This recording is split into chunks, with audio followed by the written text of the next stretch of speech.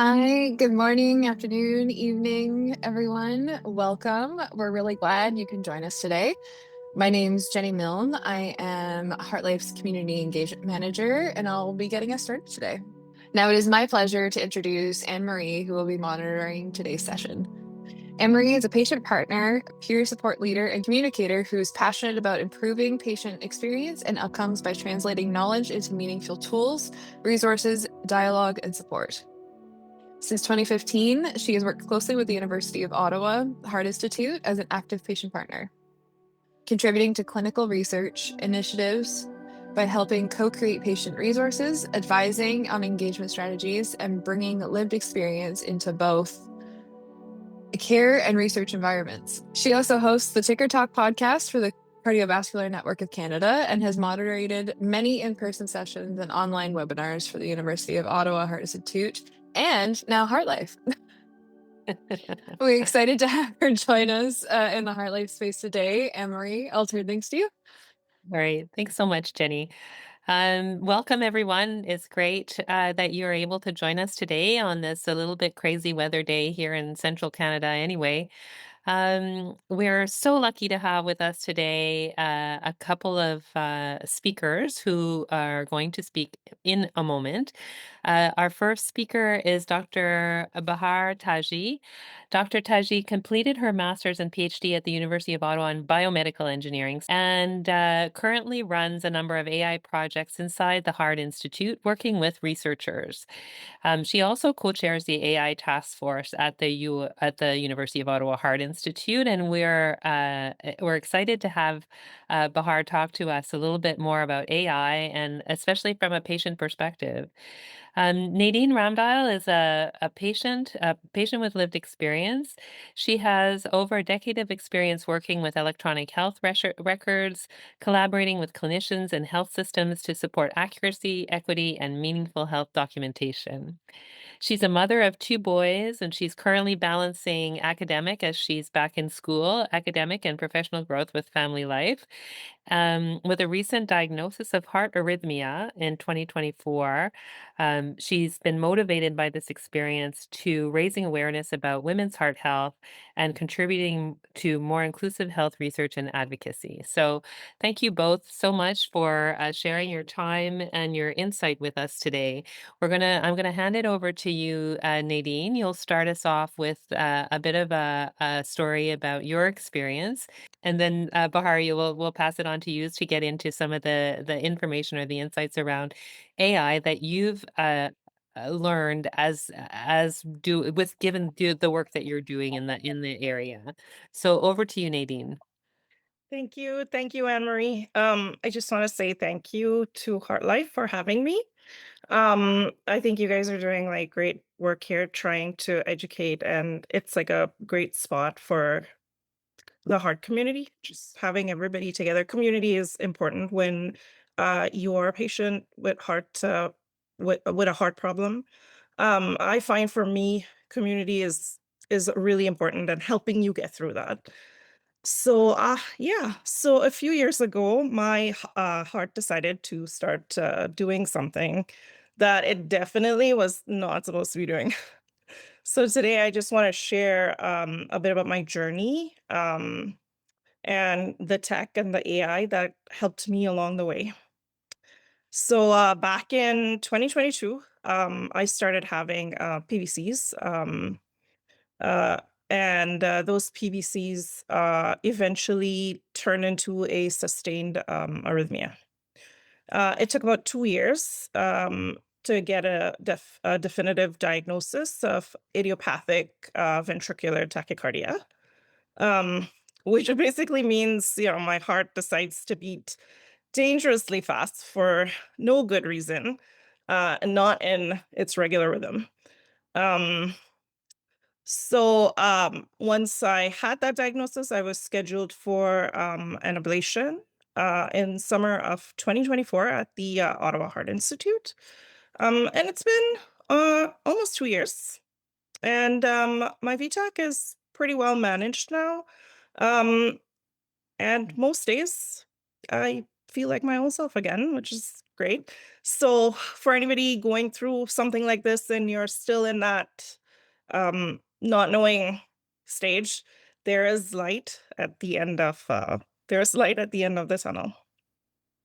So today I'm just gonna focus more on that 2 year period kind of leading up to my diagnosis, which I like to refer to as the limbo period, because you just don't know what's happening, and you are very emotional. It's a vulnerable time. You are not yourself. You feel like life just kind of is passing by and you are stuck. So, getting a diagnosis for an arrhythmia can be really hard, because they're so elusive. They're so hard to catch. Um, and like during that time, like just trying to get a diagnosis can be very disheartening, because you know what's happening with you, but it's hard for you to get other people to understand this because you don't have that proof. You don't have the documentation and that to say, hey, like it's not in my head. Um, especially as a otherwise like healthy person, like a healthy, and I think being a woman too, like you're gonna get that it must be anxiety line from somebody. Somebody's gonna tell you, which is pretty interesting because I mean there's nothing that calms your anxiety quite like being told that your racing heart is probably just all in your head. Um so for me, during this 2 year kind of limbo period before I got my definitive diagnosis, AI gadgets kind of became a part of how I monitored my heart symptoms, and kind of kept me sane during the process. So one of those gadgets is my Apple Watch. So my Apple Watch kind of became my safety blanket.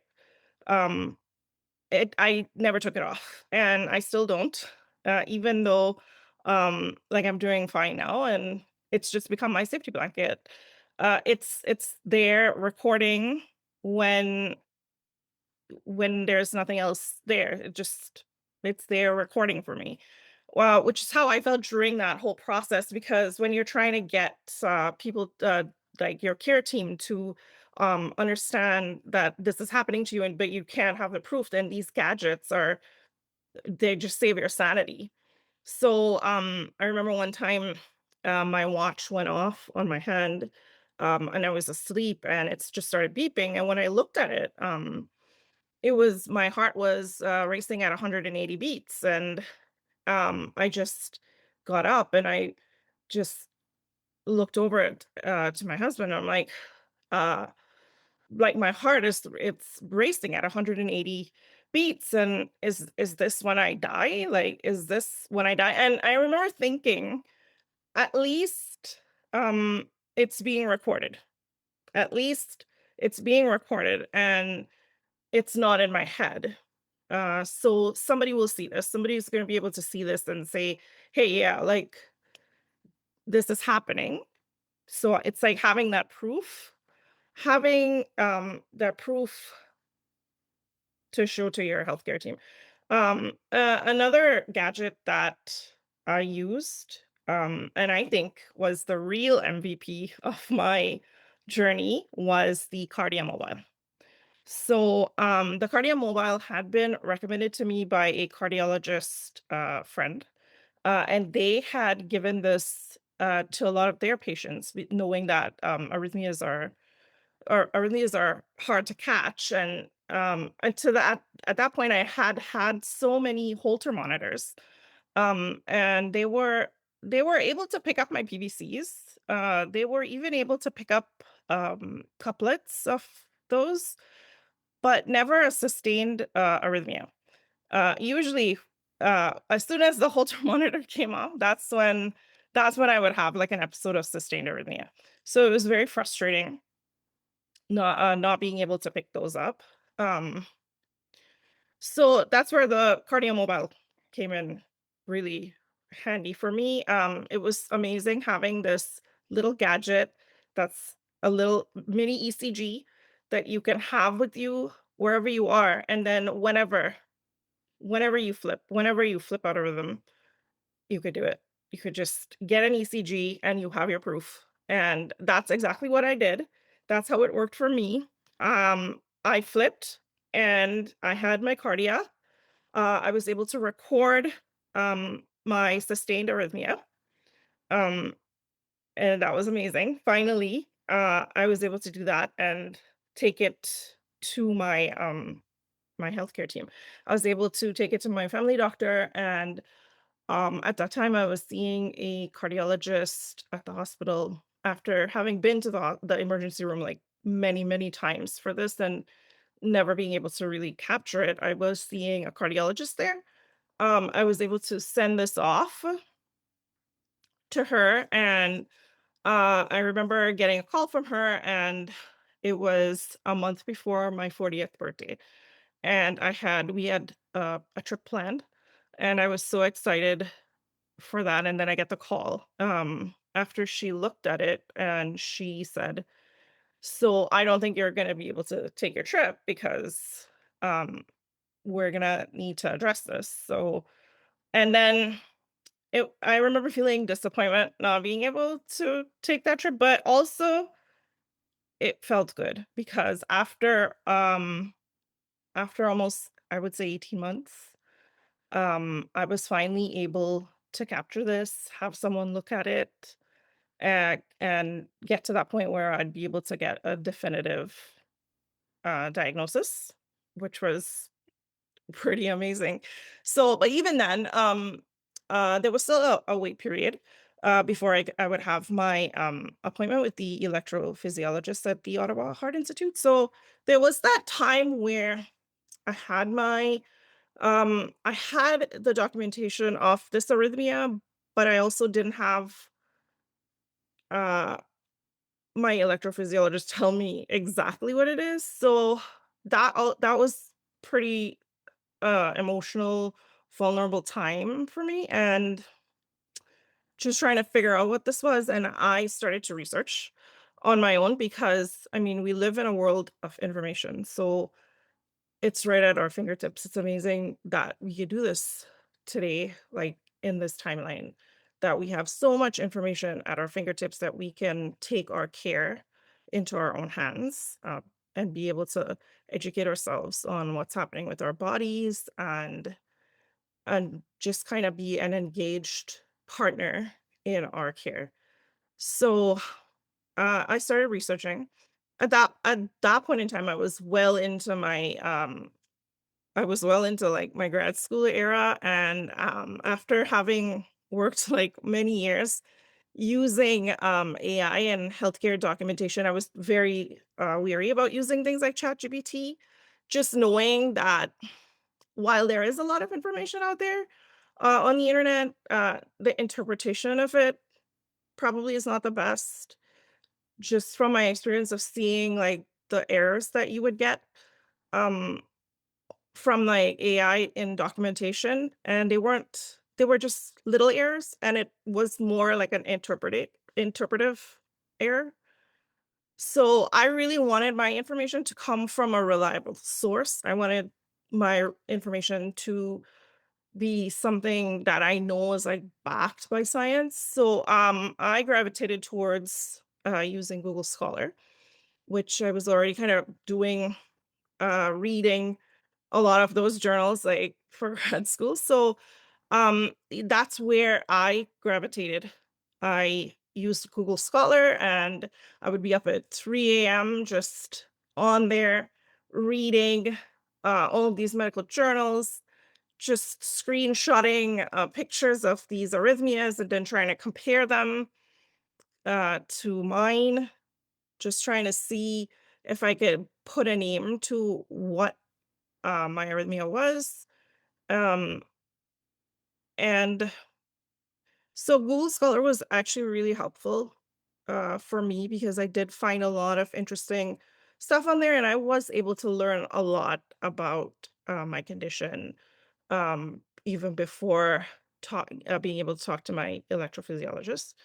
And just because of my background in healthcare, it was easy for me to understand. And I know it might not be for some people, and I think probably now, like with the advancement in like stuff like ChatGPT and Claude, maybe you would be able to use that to translate for you. So then there's that. Like you could also do that. But so my takeaway from it was um wanting my information to be from reliable sources because we live in a world of information, but there's also a lot of misinformation. And during that time when you are so emotional and you're very vulnerable, it is very easy to, I think, get sucked in to quick fixes or just kind of get sucked in, fall down the rabbit hole um, of misinformation because there's just so much information coming at you. So I think for me, that's like something that I did not want to add. I did not want to add to my already um, racing mind and crazy anxiety. And, we've all like done, consulted Dr. Google at some point, only to be told, like, hey, your symptoms might be some Victorian era illness that hasn't existed since 1890 or so. I definitely didn't want to do that to myself. I didn't want to go on there and then have it add to my anxiety. So, these things helped me. Google Scholar was amazing, journals, and my cardio mobile was amazing. Just getting me my diagnosis. I don't know what I would have done without these AI gadgets. I don't know how I would have coped during that time because it was crazy time. And I'm really, really like happy that I had all of these things available to me. I'm very happy to be living in a time of information. Um, but what I will say that I never thought that any of these things would replace like my doctor. So definitely for me, what worked was like a collaborative effort. So a collaborative effort between using AI gadgets and AI research, but also with a caring healthcare team and my cardiologist and my electrophysiologist who bring so much years of experience to the table. That's how I think it would work. This is how I never thought of it as it replacing anything, but more helping us to become more educated as patients and then being able to be informed partners in our healthcare. All right. Thank you so much, Nadine. Thank you for sharing your story so openly with us, and just highlighting that kind of the ups and downs of living in that space where you don't yet have a diagnosis, but you definitely know that there's something not right going on. And sometimes when we're in that space, we're looking for tools and resources to help us understand what might be happening. And that's maybe, as you said, you pick up or you find some tools that help you manage the situation that you're in. So appreciate so much your insight and the strategies that you used and how you managed some of the use of the AI tools that you used.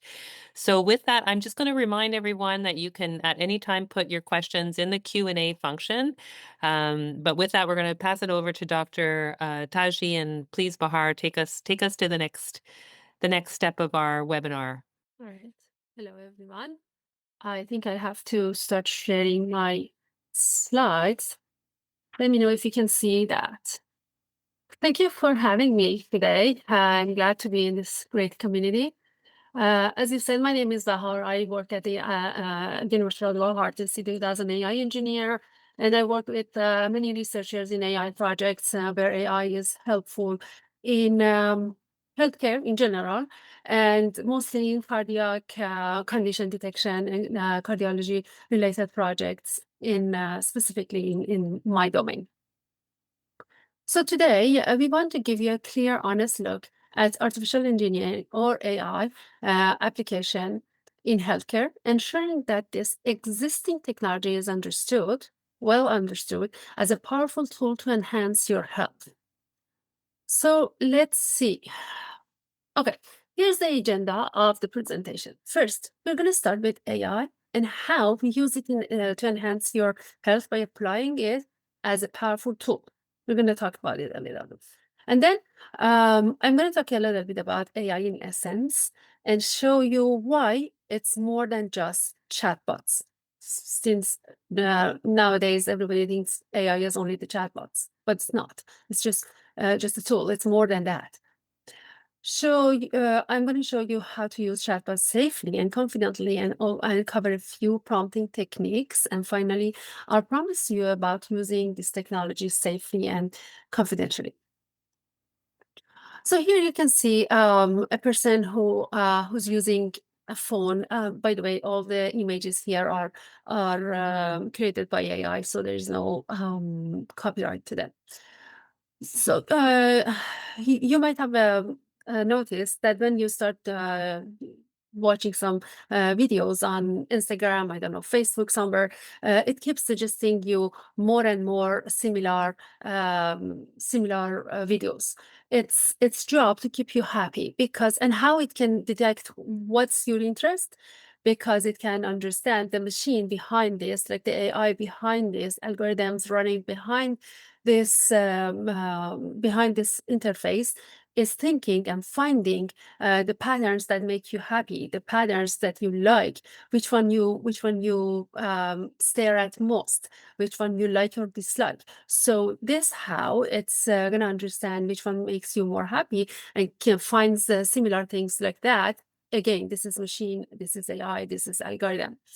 And its goal is to teach the computer what you want to watch next. So it finds it with the patterns that it understands from your reactions and find the similar patterns in other videos and keep suggesting those to you.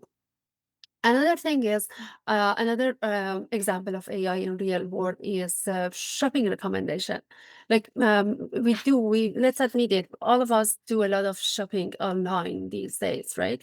We shop, we read, we pay bills, we are doing everything online these days. For shopping, like AI learns your unique patterns. Like it's going to know after a while that this user buys hiking gears every October, but only after viewing it 3 times. So every October, these machines start suggesting hiking gears to you as a unique user, and keep doing this until and you're tempted to buy them, and they benefit from it. They agree actually at some point you're going to buy it. And this is still AI. This is pattern recognition from your behavior to find out, the machine will find out what is your interest, what is your shopping patterns, and then keep suggesting things that you would like to buy in your app, in your interface, in web, in social media, wherever you look at. And the goal is to teach the computer what items you're most likely to buy. So it's not only for your company, and it's also for the vendor's benefit. Let me give you some other examples in healthcare domain. AI can detect like diabetic retinopathy way earlier than the patient has any symptoms. You know that high blood sugar for a long time hurts the retina's blood vessels at the back of your eye. As you can see, I have this. This one is stolen from internet. This one I didn't create with AI. This little image here. So this at first there's no symptoms. After a while, vision gets blurry or dark spots appear later. And this can lead to blindness if it is not treated correctly and early at a golden time. So AI can scan the photo in many photos, many pictures of the back of your eye in seconds, and spot tiny damages like leaking blood vessels or swelling or abnormal new vessels being formed. And it would classify these images to moderate retinopathy, or severe, or no symptom, or mild. So this is a machine which has trained to find out at what level of diabetic retinopathy a person is. So this is also AI, classification and pattern recognition. Imaging, I'm using imaging kind of examples because it's not because it's the only type of medical data that we use in AI machine learning and training the machine. There's much more than that, but we use imaging only because it's more tangible and you can more relate to it easily. In this slide, I wanna talk about AI in healthcare. It can, when we talk AI in healthcare, it could be very abstract. This slide breaks down some practical areas where this technology is making a real impact today. Here are some examples of how AI plays a role of a powerful system in healthcare industry in general.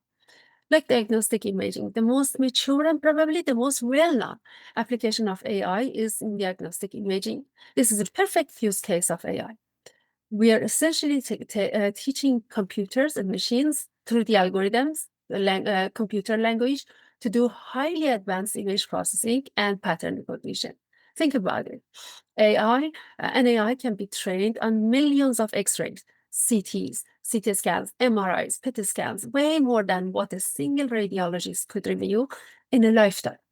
It learns to spot even subtle, complex patterns that might be invisible to human eye. The AI acts as a, remember this, AI acts only as a second pair of eyes or an assistant to the radiologist. It doesn't replace the doctor. It doesn't replace their expertise. It can flag a potential abnormality, ensuring we catch things earlier and with greater accuracy, but doesn't replace the doctor. This is a massive win for patient safety and time saving. Drug discovery. Drug discovery is another example. This process is extremely long and expensive, often taking decades and billions of dollars. But AI is accelerating this by analyzing massive genomic and molecular data sets, protein data sets. It can predict how a new drug compound might interact with a specific protein, or even help researchers design a new drug entirely from scratch. It's making this R&D process faster and cheaper and more targeted. Early disease detection is another use of AI in healthcare. AI models can not only analyze scans, but also patients' lab results over time, their genetic markers, or even changes in their voice or speech patterns.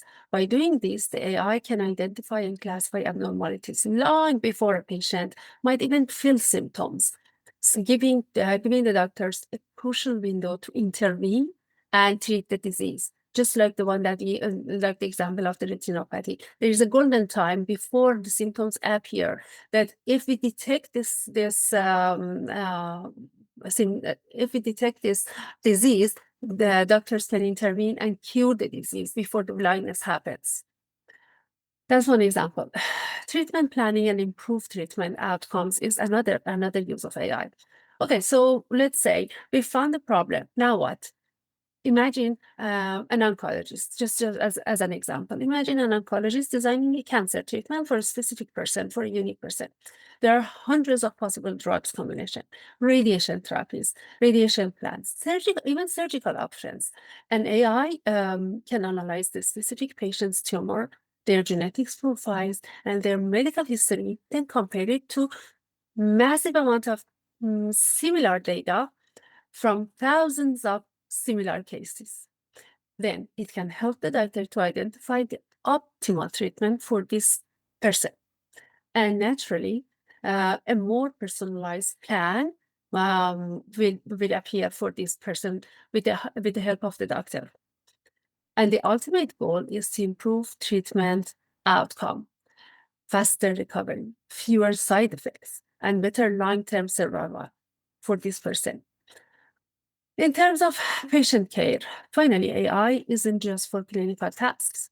It's also a powerful tool for enhancing patient care on the operational side of things, such as operation room scheduling and resource allocation. These are incredibly complex tasks and time-consuming tasks. And AI can look at all the variables, all the availabilities, the OR availability, surgeons availability, and patient urgency, equipment and needs, and optimize the entire day of the OR schedule. This means fewer cancellations for the patients, less wasted time, limited waiting list, and more efficient hospital.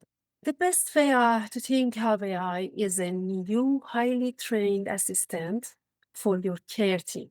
It's just an assistant. It's not going to replace your health team. It's not going to replace your doctor. So what does this assistant actually do? We can say it's a powerful computer tool, right?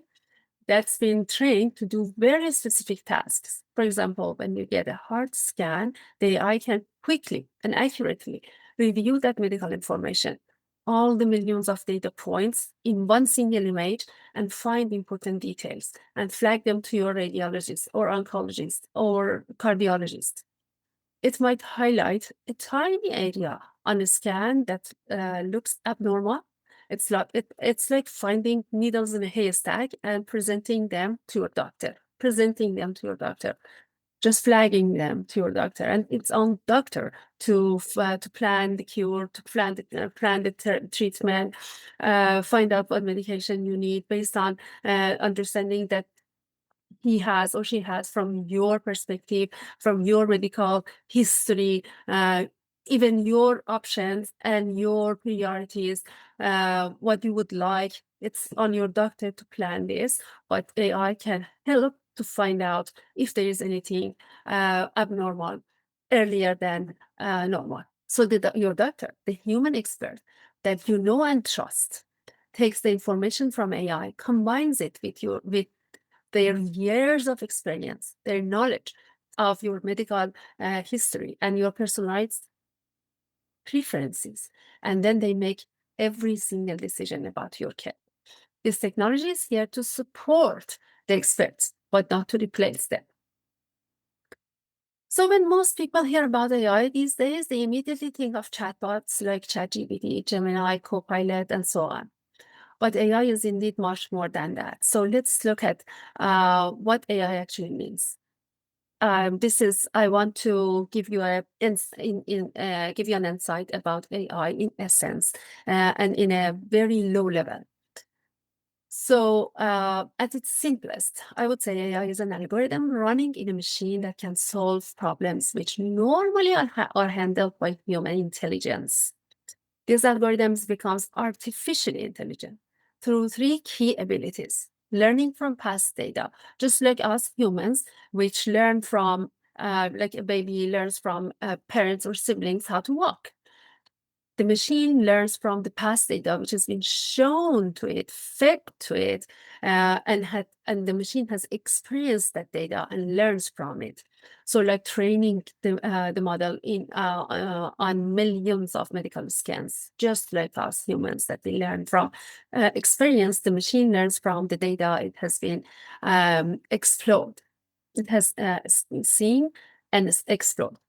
Using the data and what it has learned from it enables reasoning capabilities in the machine, leading to finding patterns in any kind of data set, whatever it is: imaging, tabular data, text data, whatever it is. And it also can do some problem solving. Applying those patterns to a new problem, like a new scan, leads to problem solving skills in a machine. These critical points the critical point is the last one. AI enables the machine to think and perform complex jobs without a human intervene at every single step. So it accelerates our job, our tasks. But at the end of the day, AI can only mimic the human intelligence, not more than that. It's not really intelligent. It's just mimicking human intelligence. Now, I want to talk about the chatbots because I know that many people are using these days, but there are points that you need to take into consideration when you are using chatbots. So, large language models is abbreviated to LLMs. This is the named terminology for chatbots in general. They are a type of artificial intelligence that can understand and generate human language. So you can talk to them. You feel like there's somebody, some person who knows everything behind this and keeps talking to you, answering your questions properly, efficiently, and makes things easy for you. But remember, they're just machine. They're not people. They're not intelligent. They're not really intelligent. They're just machines trained on massive amount of text data available on the internet, so that they're just mimicking human language. And the problem with LLMs is that they never say, I do not know, even if they don't know. They just try to spit out some answer. It may be correct, maybe not. I'm going to talk about that in a few seconds. So they're super-powered language bots that has been trained on massive amount of text data and just generate human-like language. LLMs operate by leveraging deep learning. Yes, they are using deep learning techniques. Deep learning techniques are another are a sort of AI, which is recently being used because we have enough data. Deep learning needs a lot of data, needs a lot of computational power, and we recently have the hardware and computational power to do that. That's why LLMs are new, and any kind of deep learning techniques are kind of new, are newer than traditional AI. So just have this in mind, and we're going to talk about how to safely use LLMs or chatbots. There are some open source LLMs or chatbots available for everyone to use. The first one is ChatGPT, and I'm pretty sure that all of you are using it, know about it, and keep using it in your daily life. Here's the logo for that, and the tech company who has developed this chatbot is OpenAI. That's the URL where you can reach out to that. Claude is another one, and the company is Anthropic. Their model is Claude.ai, is available at Claude.ai. Gemini is developed by Google, gemini.google.com, and here's the logo. Llama is another LLM model developed by Meta AI. Meta is the same company who has Facebook and Instagram. And Meta AI is where you can find it. And here's the logo. Copilot is another one, and I'm pretty sure those of you who are Microsoft users, Microsoft tenants, or Microsoft product users have noticed that Copilot is now integrated in all Microsoft products. And you can reach out to it to copilot.microsoft.com, and here's the logo. Grok is another one. There's more than that, but these are the dominant ones. Grok is another one developed by Twitter or X, and grok.com is how we can find it. So you need to know that LLMs are not search engines. So let's compare them in this really easy and convenient table. In terms of primary function, LLMs versus search engines like Google, Bing, or Perplexity. There is a difference between Perplexity and other chatbots. Perplexity is essentially a search engine, so it's safer to use rather than LLMs. So in terms of primary function, conversational answers and guidance. Okay, it's good. You get the answer directly. But in a search engine, you get the links to websites and resources. You have to go ahead, find the answer yourself, read all the resources, interpret them. That's why LLMs are easier. Chatbots are easier. Ease of use, yes, ease of use is high in LLMs, But in search engines, well, it requires more timing. It requires like yourself sitting down, reading, interpreting, understanding. Health literacy support, well, it's the LLM simplifies medical terms and explains it in plain language if you want, and you ask it to do that in that way. But in search engines, it depends on the website who you're being directed to. Maybe you're directed to a very technical kind of website that you do not understand the terminology because you're not a medical expert or a cardiologist. So again, it makes it much easier to use the chatbots, and you're going to be more tempted to use chatbots for everything, but you have to be aware of the points and make sure that you use it safely. And there are prompting techniques that we're going to talk about in a few minutes. Risk of misinformation is high in chatbots. There's always risk of misinformation. They can easily get hallucinated. I have seen like I ask a question in ChatGPT or whatever, and then I ask for the resources. It simply generates the references, gives me a few, which are fine. The rest are not valid. You have to validate it. You have to validate all the references. You have to validate all the information that you get in a chatbot. But yeah, for search engines, we have the same thing. Yeah, it varies widely, like the misinformation. It varies widely by website credibility. So not all the websites are good. Not all the websites are credible. So it's on you to make sure that the website that we're using or reading the information from is credible. So if it is like journal papers, all good. If it is PubMed, good. If it is WebMed, good. But if it is something full of advertises, no credibility, well, we don't trust it. In terms of safety for medical decisions, please keep in mind that chatbots are only for education, not for diagnosis. Do not use them for diagnosis. Just use it for educating yourself or reading about something. And even in that case, make sure that it's not misinformation. Ask for references, check the references, and validate the information that you're getting. Well, for search engines, also there's limitations. As I said, you have to still make sure that what you're reading is credible.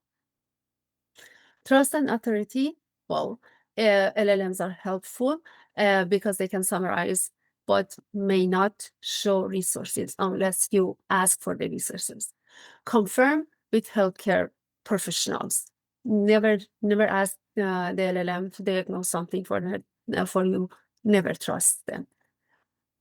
For the search engines, access to trusted organizations, but users must choose most reliable links. That means you have to know which website or which link you're reading from and make sure it is valid, it's credible. If you're curious about chatbots, here I'm trying to show you some prompting techniques, just explain what prompt is. Many of you are using tools like chatbots at home. Well, this is great. They're fantastic tools for learning, but we must set clear boundaries. Remember, the chatbot is not a doctor. It's a smart tool that talks back to you and mimics human language as it is trained on massive amount of text data. Could be technical data, could be whatever.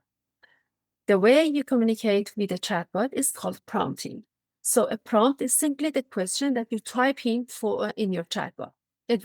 I would like to let you know what to put in a chatbot and what not to put in a chatbot. We'll get that. What to put in a chatbot. Here, look at the check marks. For example, these are just examples. Check marks show you some examples of what to ask in a medical context. Use them for general knowledge. Explain what cholesterol is or what what are good questions to ask my doctor? Imagine you have an appointment coming up in a few days, and you have these symptoms, and you want to ask correct questions, effective questions. So you can ask the chatbot to give you some clue, some idea. It's really good for ideation, but not for diagnosis. You can only ask safe and general topics, but what not to put in a prompt. It's critical for your safety and privacy. Safety and privacy. Never share any personal data. No names, no date of birth, and no health card number. No bank account number, no social insurance number. No. Do not type in a chatbot specific symptoms and ask for a diagnosis, ask for a medication, ask for changing a dose of your medication. No, never do that. It's not a doctor. And the information you type in, as soon as you type in some information in a chatbot, it's not yours anymore. It's not private anymore. It's out there. So remember, AI chatbots are not a substitute for a medical expert. Always trust your care team. Never use chatbots to treat yourself. I hope I can finish on time. Key prompting techniques. Sorry, Bahar, we just want to save a few minutes as well for questions. So this is all really good information, just to save a few minutes at the end. Okay, so how much of time do you want for the Q&A? 10 minutes? 10 minutes, so I still have like 2 minutes? Yeah. Okay, I'm going to finish up after this. We've established that the chatbot is not a doctor. It's a high-powered search tool. But how do you get a good answer? It's all about prompting. How you do the prompting. When you write a prompt in a chatbot, be clear and specific. Look at the bad examples, like asking, "What are the side effects of my medication?" This is too vague. The AI will dump a massive, confusing list of every possible side effect, even the incredibly rare ones.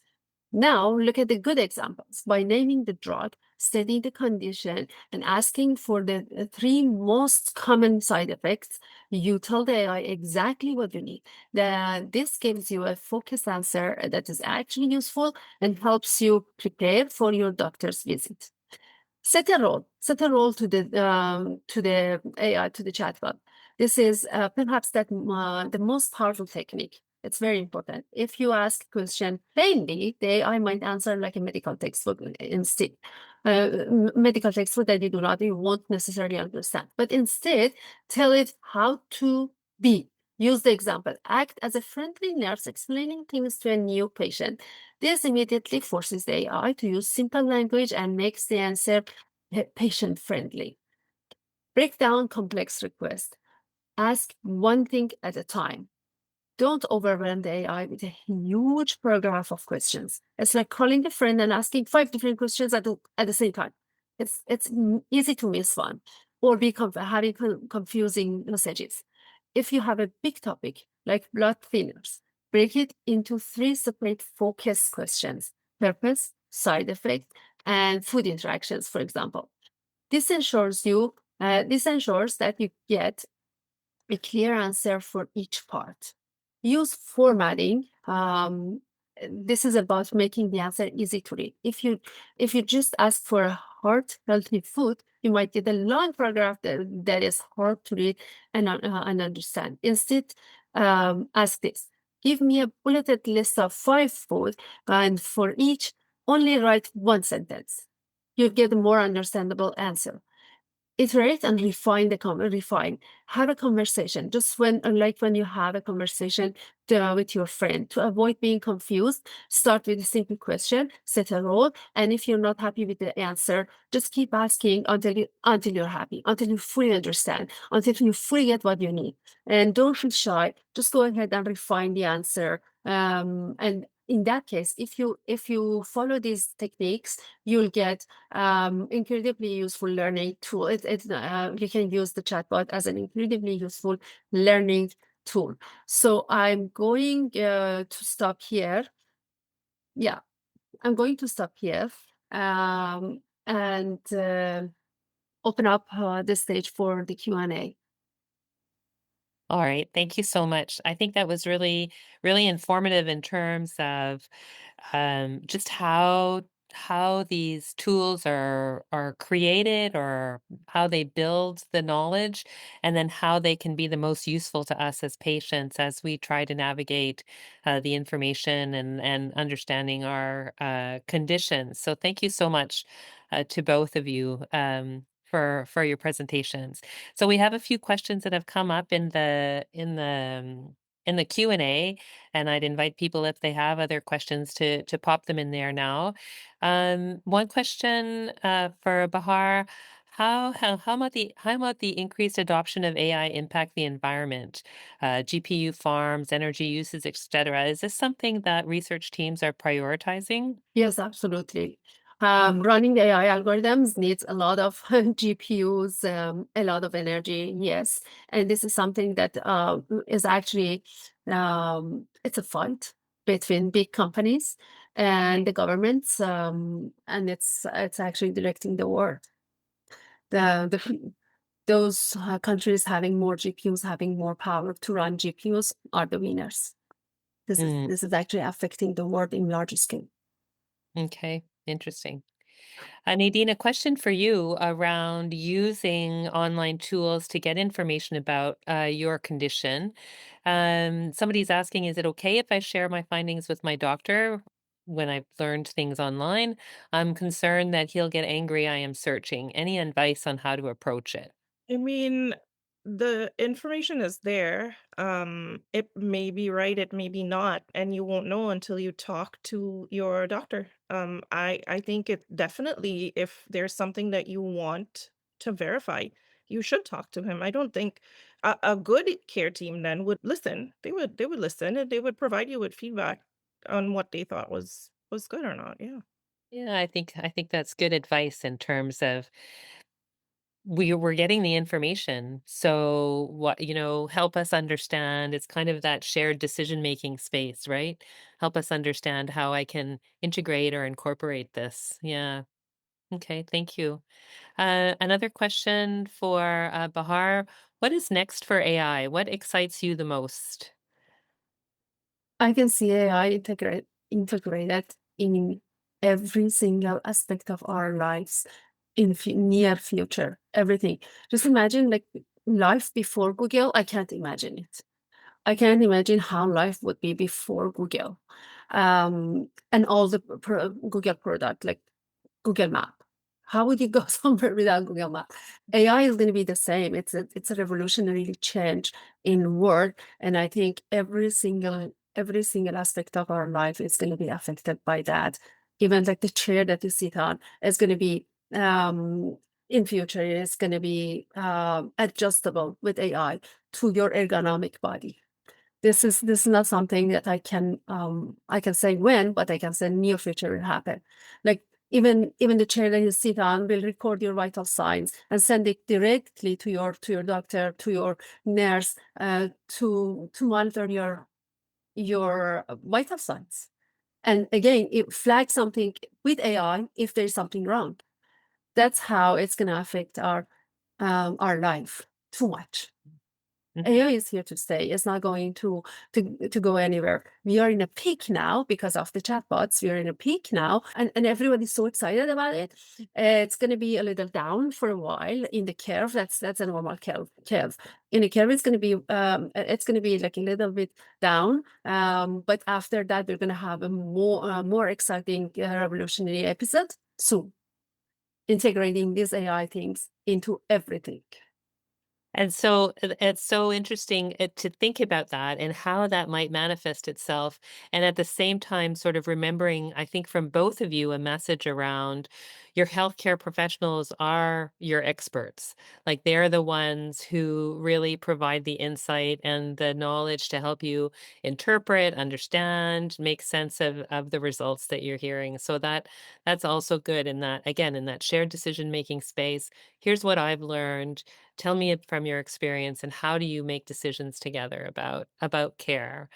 So we have a few minutes left, and we don't have any more questions. So Bahar, you had one more slide.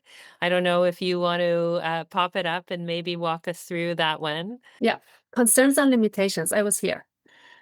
So what information should not be fed into AI? As I said, personally identifiable information, PAI, PHI, full name, phone number, SIN number, employee number, student number. No, it's a no. Confidential or sensitive data like PHI, financial record, legal cases. No. Copyrighted business information. If you run a business or if you work for a business, copyrighted business information should never go into AI unless the AI is running on your local tenant. Unless it's running on-prem for your company. Otherwise, no. Organizational sensitive data like strategies, roadmaps, code, algorithm. No, you do not. You won't want to share them in a public AI chatbot. Anything under legal or ethical obligation, data protected by Privacy Office, anything ethically protected or protected by contracts or non-disclosure agreements. You never share those in chatbots, publicly available chatbots. And our promise to you is your privacy is protected. If you ever use our patients' information for AI algorithms or develop AI algorithms, they are always fully identified, de-identified. There's no marker, there's no patient information on them, and their privacy is kept secure and confidential. Again, AI is a tool to help, not to replace. It's a support tool for our expert doctors and nurses. It never replaces their judgments. So it's for being better and faster in care. So we use this technology to provide you with the best, most personalized medical care possible. All right.